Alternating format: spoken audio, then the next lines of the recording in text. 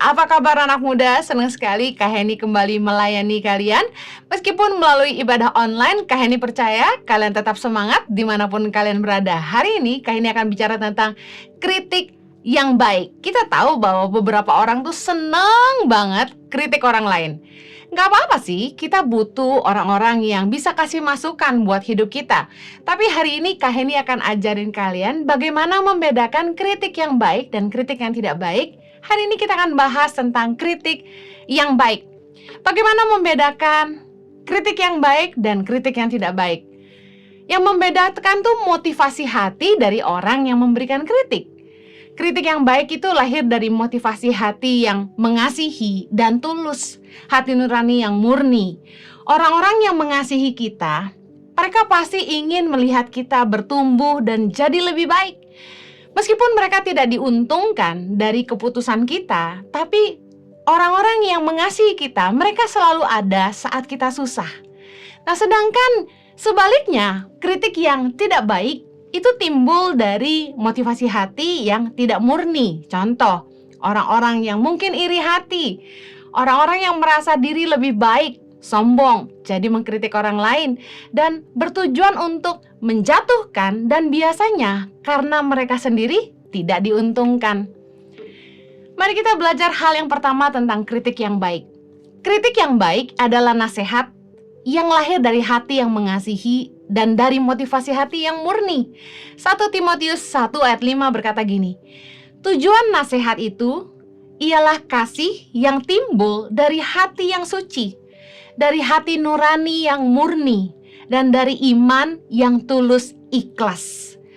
Saya percaya kalau kita mengasihi seseorang, kita ingin melihat mereka lebih baik. Kita ingin melihat hidup mereka bertumbuh, berbuah, jadi dewasa. Kita ingin mereka lebih bahagia. Karena itu kadang-kadang sulit untuk menahan diri untuk memberikan kritik. Tapi kritik yang berasal dari hati yang mengasihi, karena ingin melihat orang lain jadi lebih baik, adalah kritik yang baik. Berupa nasihat yang mungkin kita akan berikan kepada orang-orang yang kita kasihi dan kita sayang. Meskipun kita toh tidak dirugikan ataupun diuntungkan dari perbuatan mereka, tapi kita peduli sama hidup mereka. Contoh sahabat-sahabat kita yang gak mau kita susah. Khususnya buat anak-anak muda, waktu mulai PDKT, punya calon-calon pasangan hidup, biasanya teman-teman ikutan kasih masukan. Nah, kritik-kritik yang baik tentu karena mereka peduli sama kita, mereka sayang sama kita. Nah, kritik yang paling baik lahir dari orang-orang yang sungguh-sungguh mengasihi kita dan ingin lihat hidup kita lebih baik. 1 Tesalonika 2 ayat yang ketiga berkata gini, sebab nasihat kami tidak lahir dari kesesatan atau dari maksud yang tidak murni dan juga tidak disertai tipu daya. Orang yang benar-benar mengasihi kita tuh ngasih nasihat atau kritik, masukan itu dari hati yang tulus. Mereka gak punya niat bulus. Hatinya murni, gak disertai dengan tipu daya. Karena ada orang-orang tuh yang kasih masukan dengan tujuan supaya mereka diuntungkan. Mereka ngasih saran begini dan begitu. Lalu mereka bilang gini, tapi ya gitu. Yang seperti ini biasanya bicaranya manis di depan tapi pahit di belakang. Orang-orang yang cuma ada ketika mereka diuntungkan. Orang-orang yang kasih kita seolah-olah perhatian. Mereka kayaknya care sama kita, tapi motivasi hatinya gak murni. Contoh, mereka tanya, kamu sama suami kamu bercerai ya? Kok bisa sih? Wah, kayaknya perhatian banget. Tapi sebenarnya buat bahan gosipan doang. Gak semua orang yang kelihatannya peduli sama hidup kita benar-benar punya hati yang murni terhadap kita. Kadang-kadang mereka cuma pengen tahu doang, kepo. Kita harus belajar untuk peka. Siapa sih teman-teman yang mereka selalu ada di saat kita susah, bukan cuma di saat senang aja. Dan ketika mereka kasih masukan, sebenarnya mereka gak diuntungkan. Masukan mereka murni karena mereka mengasihi kita. Gak ada tipu-tipu di belakangnya. Hargailah teman-teman tuh yang bicara apa adanya sama kita. Teman selalu akan jadi cermin yang baik untuk kita. Tapi tidak semua kritikan perlu kita dengar. Tapi orang-orang yang kita tahu mengasihi kita, mereka mungkin akan bicara apa adanya karena kedekatan hubungan akan menipiskan toleransi, dan biasanya semakin kita dekat dengan seseorang udah gak pakai basa-basi. Nah, hargailah teman-teman yang mengasihi kita, orang-orang yang bicara apa adanya sama kita. Orang bicara apa adanya karena memang gak ada apa-apanya. Artinya gini, orang tulus gak punya akal bulus. Mereka ngomong apa adanya karena memang gak punya motivasi apa-apa. Mereka pengen lihat kita bahagia. Amsal 27 ayat 5 berkata, lebih baik teguran yang nyata-nyata daripada kasih yang tersembunyi. Ketika kita ditegur sama orang yang dekat sama kita, mungkin kata-katanya menyakitkan karena mereka ngomong apa adanya. Tapi mari lihat hati mereka yang mengasihi kita. Jangan cepat tersinggung, jangan baperan juga. Jangan jadi orang yang tinggi hati yang gak bisa ditegur orang lain.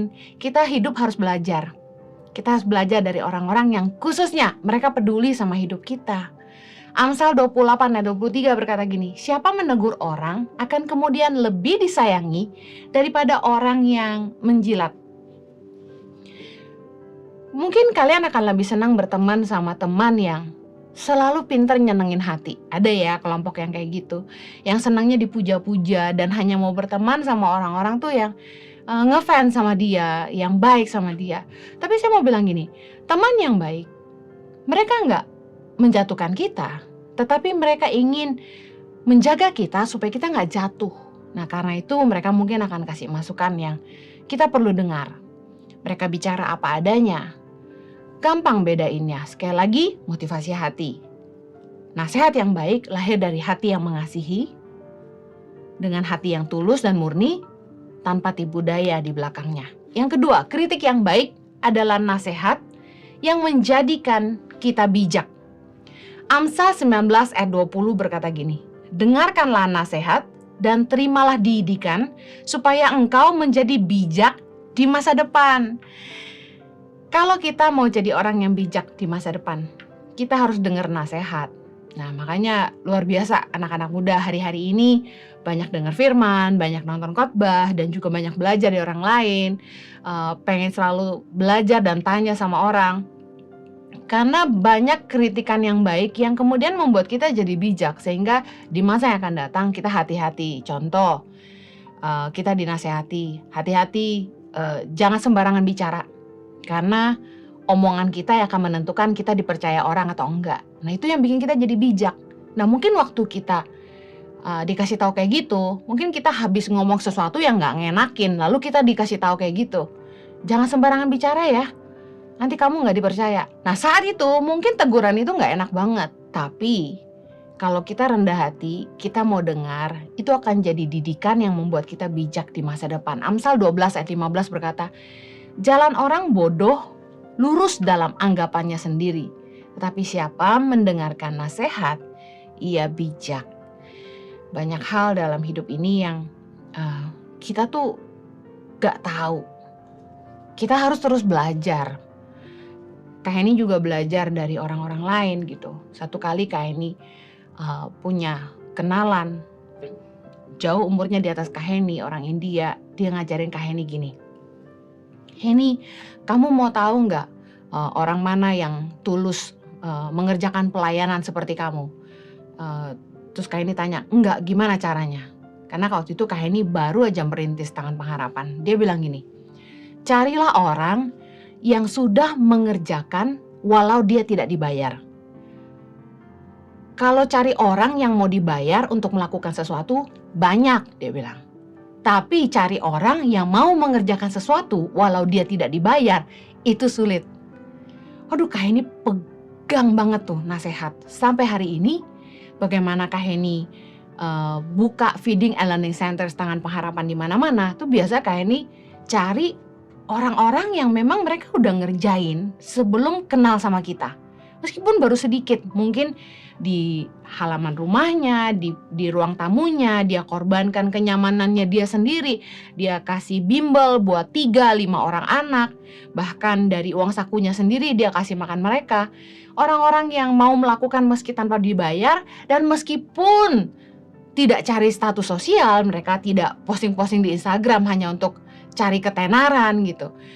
Hari-hari gini memang bisa dibilang rada sulit ya untuk cari orang yang tulus gitu. Tapi Kak Heni percaya bahwa kalau kita dengar nasihat, kita paling nggak bisa belajar sesuatu dari orang lain. Mungkinkah nasihat itu ada salahnya? Mungkin aja. Apakah dari semua pengalaman Kak Heni, pilihan Kak Heni itu selalu tepat? Enggak juga. Tapi apa yang dia sampaikan ini jadi pegangan yang membuat Kak Heni ngerti apa yang Kak Heni harus lakukan ke depan gitu. Nah, banyak hal yang kita sebenarnya nggak ngerti, dan apalagi sebagai anak muda, kita harus mau dengar nasihat. Anak muda kalau mau pintar harus belajar. Amsal 29 ayat 15 bilang gini, tongkat dan teguran mendatangkan hikmat, tetapi anak yang dibiarkan mempermalukan ibunya. Mungkin waktu dididik tuh ya kita sebel banget sama mama kita. Waktu kita dipukul tuh kita kesel banget sama mama kita. Tapi percayalah bahwa tongkat itu mendatangkan hikmat. Kak Heni masih ingat waktu masih SD ya. Kak Heni duduk di depan pintu sama mama. Mama tuh pegang rotan kemoceng tuh yang bulu ayam. Ditaruh di atas kepala Kak Heni. Kak Heni harus bisa jawab matematika tuh dengan benar. Kalau didikte salah, kepala Kak Heni tuh dipecut. Nah, jawabnya itu lisan. Jadi nggak pakai dikasih kesempatan ambil kertas oret-oret ngitung-ngitung. Enggak. Jadi tuh dikasih pertanyaan, harus bisa jawab dengan tepat. Jadi ngitungnya tuh di angan-angan gitu ya. Visualisasinya harus bagus. Nah, apa yang terjadi? Waktu Kak Heni SMP kelas 3, Kak Heni tuh ujian. Nem Kak Heni tuh 100 untuk matematika. Guru matematika Kak Heni tuh katanya seumur-umur gak pernah ngasih lihat ada anak nilai ujiannya 100. Jadi dia gak percaya, dia kirain Kak Heni nyontek. Dia panggil ke depan, dia bilang gini, saya gak akan pernah nulis 100 gitu. Dia bilang, kalau saya gak yakin. Jadi saya akan kasih kamu pertanyaan, kamu harus bisa jawab di depan kelas. Jadi Kak Heni gak dikasih kertas, gak dikasih pulpen, harus jawab guru Kak Heni di depan itu. Dan dikasih sekitar 5 pertanyaan, Kak Heni bisa jawab semua. Nah, Kak Heni lihat, bahwa memang waktu kita dididik sama orang tua, itu tuh sakit banget gitu. Tapi ternyata memang mendatangkan hikmat. Amsal 22 ayat 15. Kebodohan melekat pada hati orang muda, tetapi tongkat didikan akan mengusir itu daripadanya.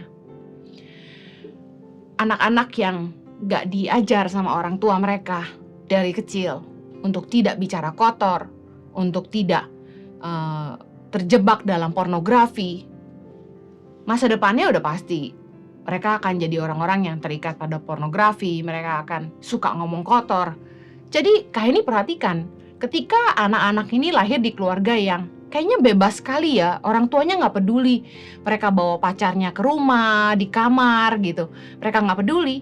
Akibatnya anak-anak muda ini banyak sekali kasus-kasusnya gitu. Kebodohan itu melekat pada hati orang muda bukan karena mereka bodoh, tapi mereka kurang pengalaman. Makanya anak-anak perlu dididik. Seperti burung yang sebelum melepaskan anak-anak mereka dari sarang, mereka harus dilatih terbang. Nah, bagaimana kita bisa jadi anak muda yang pintar? Kita harus mau belajar. Yang ketiga, yang terakhir, kritik yang baik itu membangun bukan melemahkan. 1 Tesalonika 5 ayat yang ke-11. Karena itu, nasihatilah seorang akan yang lain dan saling membangunlah kamu seperti yang memang kamu lakukan. Kalau orang tuh peduli sama kita, kalau mereka tuh sungguh-sungguh mengasihi kita, nah mereka pasti kasih masukan itu untuk membangun kita dan bukan untuk melemahkan kita. Justru sahabat yang baik itu menguatkan kita. Mungkin kritikannya itu pedas, tapi memecut kita untuk kita lari lebih cepat, untuk kita bangkit dari keterpurukan. Di khotbah yang lalu Kak Heni pernah cerita bagaimana sahabat Kak Heni itu memarahi Kak Heni dengan keras pada saat Kak Heni sedang mengasihani diri sendiri, tapi akibat kemarahannya dia, Kak Heni malah jadi bangkit. Kita harus menasihati satu sama lain itu dengan tujuan untuk membangun satu sama lain, bukan untuk menjatuhkan. Kalau memang tujuannya membangun, kita nggak perlu permalukan mereka di depan umum. Gak perlu menggunakan kata-kata yang merendahkan mereka. Contoh, kasih nasihat yang kita tahu itu akan membangkitkan semangat, bukannya malah melemahkan semangat. Kadang-kadang anak-anak muda ini suka bercanda-bercanda yang melemahkan ya. Contoh, bicara soal fisik gitu ya, saling meledek satu sama lain. Nah itu kan gak membangun. Harusnya ketika kita kasih nasihat ke teman, kita bercanda atau apapun yang kita lakukan, pastikan kita saling membangun, bukannya saling melemahkan. Apalagi di masa-masa sulit ini ketika orang-orang banyak yang kehilangan income, sehingga mungkin putus kuliah, mungkin juga harus cari kerja, atau bahkan kehilangan pekerjaan. Ini waktu yang ini mau saran buat anak-anak muda. Hindari mengucapkan kata-kata yang gak membangun. Orang tuh gak perlu. Hal terakhir tuh artinya gini ya, hal yang paling gak penting buat diucapkan adalah kata-kata yang melemahkan. Hidup orang udah susah, jangan dibikin tambah susah. Harusnya ketika kita mau keluarin kata-kata apa dari mulut ini, pikir dulu gitu sebelum ngomong. Jangan sampai kita udah ngomong malah matahin semangat orang. Mendingan kamu jadi orang lucu deh daripada jadi tukang kritik yang suka sinis gitu. Kayak ini mau tutup dengan ini. Terlepas dari semua teman, siapapun yang bisa kasih nasihat sama kita, Tuhan tuh penasehat terbaik. Mazmur 16 ayat yang ke-7 bilang gini, aku memuji Tuhan yang telah memberi nasihat kepadaku. Ya, pada waktu malam hati nuraniku mengajari aku. Tuhan tuh the best deh. Waktu kita lagi stres, waktu kita lagi pusing. Tahu gak lagu yang berjudul Yesus Pokok Kita Carangnya? Tinggal di dalamnya maka kita akan berbuah. Tuhan tuh pokok, sumber segalanya. Sumber hikmat, sumber kekuatan, sumber pertolongan, sumber kasih. Kita disakiti, kita butuh ngampuni, kita harus datang sama Tuhan karena Dia sumber kasih. Ketika kita lemah, kita butuh datang sama Tuhan karena Dia sumber kekuatan. Ketika kita takut, kita mesti datang sama Tuhan karena Dia sumber perlindungan. Ketika kita kekurangan berkat, kita harus datang sama Tuhan karena Dia sumber kelimpahan. Ketika kita butuh hikmat, kita harus datang sama Tuhan yang pasti akan menaruh hikmat dalam hati kita sehingga kita tahu jalan keluar dan tindakan apa yang harus kita buat. Kita datang sama manusia, kita datang sama teman. Belum tentu mereka bisa ngasih kita nasihat yang terbaik. Belum tentu juga orang-orang yang kita mintain nasihat itu mengerti keadaan kita dan bisa memberikan solusi yang terbaik buat kita. Tapi kalau kita datang sama Tuhan, hikmat Tuhan tuh yang akan menuntun keputusan hati kita. Mungkin waktu kita doa kayaknya Tuhan gak bicara apa-apa, tapi percayalah. Waktu kamu mulai belajar berserah, Tuhan, tolong aku supaya keputusan yang aku ambil adalah yang terbaik dari Tuhan. Gagalkan Tuhan kalau bukan dari Tuhan, buka jalan Tuhan kalau itu dari Tuhan. Tuhan tuh powerful.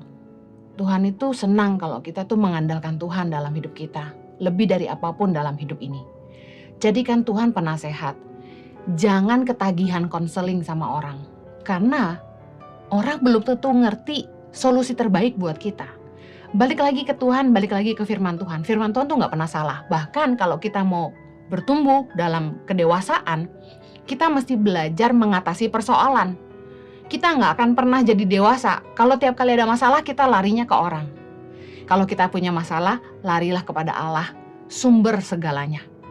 Filipi 2 ayat 1. Jadi karena dalam Kristus ada nasihat, ada penghiburan kasih, ada persekutuan roh, ada kasih mesra, dan belas kasihan. Datanglah kepada Kristus, sumber kasih kita, sumber kekuatan, dan yang paling pasti mengasihani kita.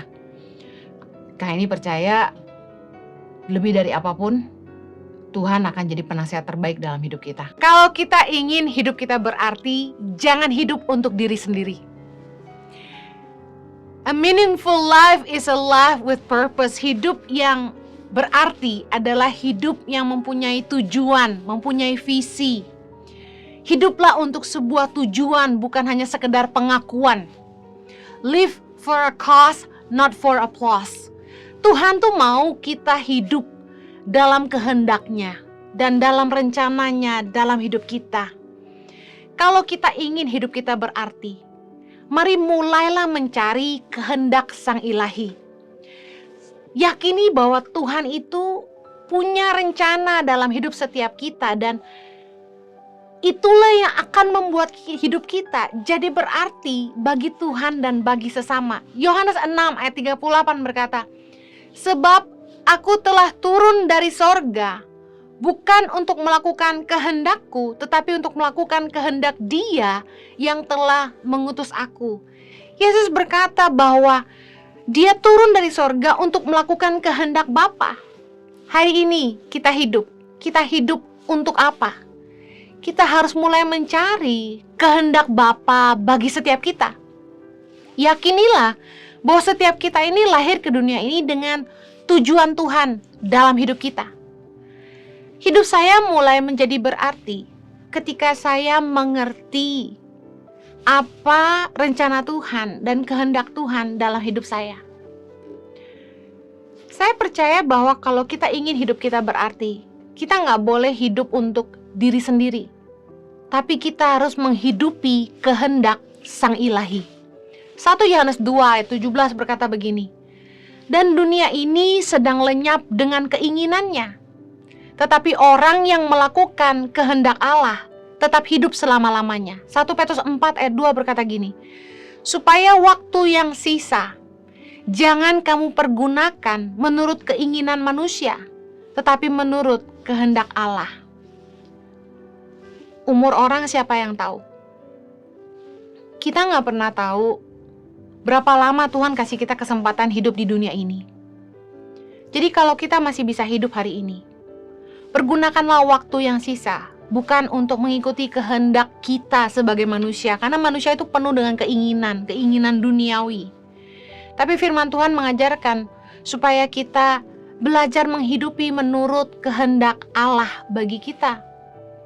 Orang di dunia ini lenyap dengan keinginannya. Manusia penuh dengan keinginan duniawi. Tapi orang yang melakukan kehendak Allah, janji firman Tuhan akan hidup selama-lamanya. Kita akan dapat bagian dalam kerajaan kekal. Amin. Mari berhenti cari keinginan diri sendiri. Sebagai anak muda, pasti kita punya banyak keinginan. Sebagai manusia, pasti kita sendiri punya mimpi. Di usia ke-28, saya berhenti mencari keinginan diri saya sendiri. Saya mulai berdoa untuk cari kehendak Tuhan untuk hidup saya. Ketika saya pulang ke Indonesia Januari 2006, dan Tuhan menyatakan kerinduan hatinya bagi saya. Tuhan berkata gini, "Henny, selamatkan generasi." Sejak saat itu, Januari 2006, saya berdoa, bergumul, dan mengejar Tuhan sungguh-sungguh. Saya bertanya kepada Tuhan berulang-ulang setiap hari, "Tuhan, apa sih yang Tuhan mau dengan hidup saya? Apa yang Kau mau dengan hidupku? Apa tujuan Tuhan menciptakan aku? Kenapa hidup kita gak berarti?" Karena kita gak ngerti kita ada di sini untuk apa. Kita diciptakan tuh untuk apa. Kita akan berpikir bahwa orang tua kita yang bikin kita. No. Banyak orang menikah tapi gak punya keturunan. Kalau kita bisa lahir ke dunia ini, percayalah bahwa Tuhan punya tujuan buat hidup kita. Dia gak ciptakan kita sembarangan. Tapi seberapa banyak dari kita yang rindu dan mau tahu apa yang Tuhan mau untuk hidupmu. Jangan hanya hidup untuk mencari keinginan diri sendiri. Manusia hidup dengan satu tujuan, untuk punya uang, untuk jadi kaya. Coba lihat anak-anak disuruh sekolah. Sekolah untuk apa? Supaya jangan susah, satu hari jadi orang kaya. Semua orang ingin jadi kaya. Orang hidup hanya untuk uang. Saya ingin bagikan bahwa kerja apapun pasti dapat uang. Anda kerja jadi tukang cuci, Anda dapat uang. Anda jadi tukang pijit, dapat uang. Anda kerja di bank, Anda dapat uang. Kerja apapun pasti dapat uang. Tapi tahukah Anda bahwa sekeras apapun manusia berusaha, yang membuat dia kaya adalah karunia Allah. Ada bahasa orang dunia bilang, hoki, beruntung, Enggak. Tuhanlah yang menjadikan kita kaya. Mazmur 127 ayat 2 berkata gini, sia-sialah kamu bangun pagi-pagi dan duduk-duduk sampai jauh malam dan makan roti yang diperoleh dengan susah payah, sebab ia memberikannya kepada yang dicintainya pada waktu tidur. Ayat ini nggak lagi ngajarin kita untuk jadi pemalas, tapi intinya gini, mau sekeras apapun kita berusaha, kita nggak akan jadi kaya kalau bukan karena karunia Allah. Ada orang yang kerja keras bangun pagi-pagi, contoh bikin jalan tol, jadi buruh bangunan, bersihin sampah. Mereka bangun jauh lebih pagi daripada orang-orang kaya yang bangun siang dan terserah mau ke kantor jam berapa. Kalau bukan karunia Tuhan, orang gak bisa menjadi kaya. Ulangan 8 ayat 18a. Tetapi haruslah engkau ingat kepada Tuhan Allahmu, sebab dialah yang memberikan kepadamu kekuatan untuk memperoleh kekayaan. Intinya gini, semua orang kenapa tujuan hidupnya hanya untuk kaya, hanya untuk uang. Jangan hidup untuk uang, hiduplah bagi Tuhan, karena Tuhanlah sumber segalanya. Sekeras apapun kita berusaha, kita nggak akan menjadi kaya kalau bukan karena karunia Allah. Kenapa kejar hartanya? Kejarlah Tuhannya yang sanggup melimpahkan segalanya dalam hidup kita. Kejar sumbernya, jangan cuma berkatnya. Jangan hidup hanya untuk jadi kaya, lalu melahirkan orang-orang kaya. Saya percaya kalau kita bilang orang itu bisa kaya karena hoki, bukan karena Tuhan. Saya mau bilang ini. Pernahkah Anda melihat orang yang begitu santai hidupnya, gampang hidupnya, kerja dikit bisa kaya? Kerjaannya gampang banget tapi dia kaya. Lalu kita bilang, nah ini hoki. Kemudian kita bilang orang bisa kaya karena dia pintar. Pintar cari duit. Tapi bukankah banyak orang pintar yang tidak banyak duit? Mungkin ada lagi yang bilang gini, aduh hoki nih anaknya cakep-cakep, pasti nanti dapatnya orang kaya. Saya ketemu banyak wanita cantik, tapi hidupnya tidak kaya. Dapat suami yang tidak kaya juga. Malah saya ketemu dengan beberapa istri yang sama sekali kurang cantik menurut saya dari ukuran manusia, tapi mereka sangat diberkati. Nggak ada teorinya untuk jadi kaya. Hidup bukan butuh hoki, tapi butuh campur tangan Sang Ilahi. Kita harus mengandalkan Tuhan dalam hidup kita. Tapi mari jangan hanya ingin kaya, jangan hanya hidup untuk uang. Kejarlah hidup yang bermakna, hidup yang berarti bagi sesama. Mari kita lihat sama-sama dalam Lukas 12. Judul perikopnya, Orang Kaya yang Bodoh. Ayat 15, katanya lagi kepada mereka, berjaga-jagalah dan waspadalah terhadap segala ketamakan. Sebab walaupun seorang berlimpah-limpah hartanya, hidupnya tidaklah tergantung daripada kekayaannya itu. Kemudian ia mengatakan kepada mereka suatu perumpamaan, katanya, ada seorang kaya, tanahnya berlimpah-limpah hasilnya. Ia bertanya dalam hatinya, apakah yang harus aku perbuat sebab aku tidak mempunyai tempat di mana aku dapat menyimpan hasil tanahku. Lalu katanya, inilah yang akan aku perbuat, aku akan merombak lumbung-lumbungku dan aku akan mendirikan yang lebih besar dan aku akan menyimpan di dalamnya segala gandum dan barang-barangku. Ayat 19, sesudah itu aku akan berkata kepada jiwaku, jiwaku ada padamu banyak barang, tertimbun untuk bertahun-tahun lamanya. Beristirahatlah, makanlah, minumlah, dan bersenang-senanglah. Tetapi firman Allah kepadanya, hai engkau orang bodoh, pada malam ini juga jiwamu akan diambil daripadamu. Dan apa yang telah kau sediakan, untuk siapakah itu nanti? Demikianlah jadinya dengan orang yang mengumpulkan harta bagi dirinya sendiri, jikalau ia tidak kaya di hadapan Allah. Menurut ukuran dunia, orang yang punya banyak itu orang kaya, tapi di mata Allah, dia tidak kaya. Kenapa? Karena dia hanya hidup untuk dirinya sendiri. Dia hidup hanya memperkaya dirinya sendiri. Jangan hanya hidup untuk mengumpulkan harta duniawi. Lukas 9 ayat 25 berkata gini, apa gunanya seorang memperoleh seluruh dunia tetapi ia membinasakan dan merugikan dirinya sendiri? Pernahkah Anda saksikan hidup orang-orang kaya yang sia-sia? Hidupnya tidak bahagia. Makanya mereka cari hal-hal yang bisa membuat mereka bahagia dengan harta mereka. Kalau kita pikir harus punya banyak harta untuk bisa bahagia, lalu kenapa orang kaya pun cari kebahagiaan lewat harta mereka? Saya percaya kalau kita ingin bahagia, kita harus punya hidup yang berarti bagi sesama. Live for a good cause, not for applause. Hiduplah untuk sebuah tujuan, bukan hanya sekedar pengakuan. Hiduplah untuk sebuah tujuan yang baik, bukan sekedar mengejar nama baik. Lakukanlah yang benar, bukan untuk menjadi tenar. Hidup tuh menjadi berarti ketika kita bisa berkontribusi. Bagaimana seseorang dikatakan sukses adalah diukur dari seberapa banyak hidupnya membawa manfaat untuk hidup orang banyak. Hidup bukan untuk menjadi kaya, tapi untuk berkarya dan menjadi berguna bagi sesama. Masa Tuhan ciptain kita ke bumi ini hanya untuk jadi kaya untuk diri sendiri? Tuhan mau kita diberkati supaya kita jadi berkat. Saya ingin mengajak saudara untuk miliki mentalitas memberkati. Sukalah memberi.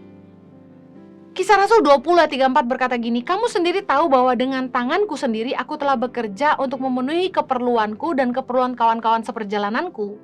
Dalam segala sesuatu telah kuberikan contoh kepada kamu bahwa dengan bekerja demikian, kita harus membantu orang-orang yang lemah dan harus mengingat perkataan Tuhan Yesus, sebab ia sendiri telah mengatakan adalah lebih berbahagia memberi daripada menerima.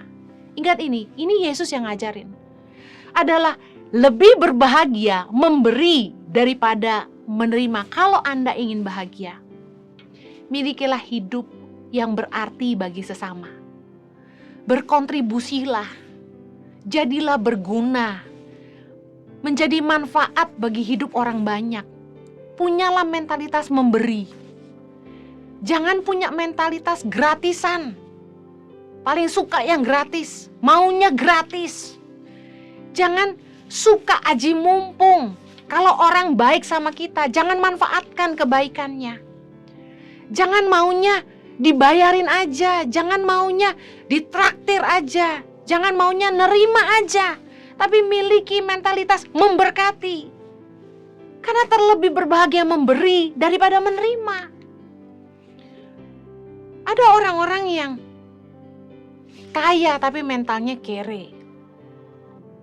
Kita harus punya mentalitas diberkati supaya kita jadi berkat. Mental kere tuh gini, sukanya minta-minta. Ya tadi sukanya gratisan, sukanya diberi. Fokusnya cuma ngambil untuk diri sendiri. Ngorbanin orang lain untuk kepentingan diri sendiri. Itu mental kere. Orang kaya yang bermental kere itu gini. Sudah punya banyak, tapi nggak cukup. Fokusnya cuma memperkaya diri sendiri, memperkaya diri sendiri. Menindas orang lemah, nipu sana sini. Masih suka korupsi, padahal udah kaya raya.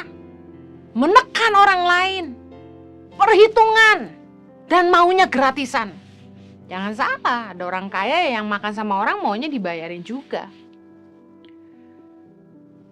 Melihat orang-orang kaya dengan mental miskin ini, saya jadi belajar bahwa ukuran kaya di mata Allah itu bukan seberapa banyak yang kita miliki, tapi seberapa banyak yang bisa kita beri. Semua yang kita miliki di dunia ini tidak ada yang bisa kita bawa mati selain dari apa yang kita beri. Lukas 12 ayat 33. Jualah segala milikmu dan berikanlah sedekah. Buatlah bagimu pundi-pundi yang tidak dapat menjadi tua. Suatu harta di sorga yang tidak akan habis, yang tidak dapat didekati pencuri, dan yang tidak dirusakkan ngengat. Ternyata Yesus mengajarkan kepada kita, ketika kita memberi sedekah, ketika kita menolong sesama yang lemah, kita sedang menabung di surga. Semua yang kita miliki di dunia ini tidak bisa kita bawa mati selain dari apa yang kita beri. 1 Timotius 6 ayat 17, peringatkanlah kepada orang-orang kaya di dunia ini, agar mereka jangan tinggi hati dan jangan berharap pada sesuatu yang tak tentu seperti kekayaan, melainkan pada Allah yang dalam kekayaannya memberikan kepada kita segala sesuatu untuk dinikmati. Peringatkanlah agar mereka itu berbuat baik, menjadi kaya dalam kebajikan, suka memberi dan membagi, ayat 19, dan dengan demikian mengumpulkan suatu harta sebagai dasar yang baik bagi dirinya di waktu yang akan datang untuk mencapai hidup yang sebenarnya. Katakan hidup yang sebenarnya. Bicara soal apa? Bahwa hidup kita hari ini di dunia ini cuma sementara. Satu hari kita akan berada di sorga bersama dengan Bapa dalam kehidupan kekal. Dan itulah hidup yang sebenarnya. Dan apa yang bisa kita bawa ke sorga nanti bukanlah apa yang kita miliki hari ini, tapi apa yang kita tabur, apa yang kita beri. Itulah yang menjadi dasar yang baik di waktu yang akan datang untuk mencapai hidup yang sebenarnya. Jangan berusaha jadi kaya, tapi berusahalah jadi orang yang berguna. Saya percaya gini, ketika kita menjadi berguna bagi sesama, kita akan jadi kaya. Karena orang-orang yang dibayar mahal adalah orang-orang yang dibutuhkan. Orang-orang yang mampu mengerjakan apa yang orang lain tidak bisa kerjakan. Orang-orang yang outstanding, excellent, hidupnya bermanfaat bagi orang banyak. Perhatikan di perusahaan-perusahaan. Orang-orang yang mendapat kepercayaan, menduduki posisi-posisi penting adalah orang-orang yang paling banyak berkontribusi buat perusahaannya. Mereka yang digaji tinggi adalah mereka yang saking bergunanya, perusahaan tidak mau mereka keluar dan mereka dibayar mahal. Fokus kita harusnya bukan gajinya, fokus kita bukan pada upah, fokus kita harusnya bukan pada uang yang kita bisa peroleh, tapi terus mempertajam setiap potensi kita. Fokus terus konsisten menjadi berguna, memberi kontribusi tanpa henti, terus menjadi inspirasi tanpa henti, sehingga hidup kita menjadi bernilai, hidup kita menjadi berarti. Tidak hanya bagi kita sendiri, tapi bagi orang banyak. Hari ini saya merasa konten, saya merasa sangat bahagia. Kenapa? Karena hidup saya punya tujuan. Tuhan menitipkan misi, tujuannya dalam hidup saya untuk melahirkan 1000 pemimpin bagi Indonesia. Kalau sejak 2006 sampai hari ini, mungkin sudah 10.000 anak yang pernah diberi makanan bergizi oleh Tangan Pengharapan. Saya bersyukur. Karena kalau saya hidup hanya untuk diri saya hanya membesarkan anak saya 3. Tapi hari ini, berkat saya menemukan kehendak Sang Ilahi dalam hidup saya, hari ini hidup saya menjadi begitu berarti buat hidup orang banyak. Kalau Anda ingin hidup Anda berarti, jangan hidup hanya untuk diri sendiri. Mari beri kontribusi. Pastikan apa yang Anda miliki, Anda juga belajar untuk berbagi. Percayalah, hidup Anda akan jauh lebih bermanfaat. Hidup Anda akan disayang orang banyak. Dan hidup Anda akan sangat-sangat bahagia. Dan Anda menemukan arti dalam hidup ini. Tuhan berkati, terus berkarya dan jadi berguna. Mari kita berdoa. Bapa di sorga, kami bersyukur buat anugerah-Mu dalam hidup kami. Tolong kami Tuhan supaya fokus hidup kami gak cuma jadi kaya, tapi kami mau jadi orang yang berguna. Jadi orang yang memberi warna bagi dunia, menjadi terang dimanapun Tuhan menempatkan kami. Biar kami jadi orang-orang hebat di dunia kami masing-masing. Dan karena kami dibutuhkan, kami akan menjadi berguna, jadi terang di tengah-tengah mereka. Terima kasih Bapak, berkati anak-anak-Mu dimanapun mereka berada, kiranya kasih karunia-Mu menolong setiap mereka. Demi nama Yesus kami berdoa. Amen.